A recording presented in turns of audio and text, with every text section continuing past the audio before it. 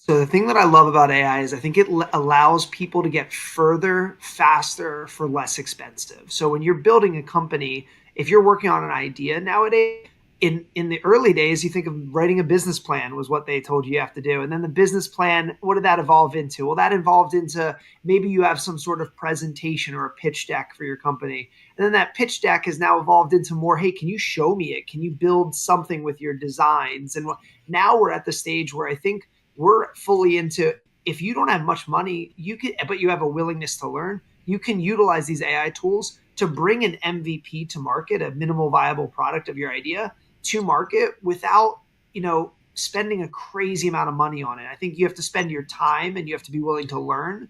But if you can do those two things, I think you can bootstrap an idea. And that's the key, is it gets you further down the life cycle of the company, right? Putting a presentation together about a business doesn't really prove that the world is going to want it.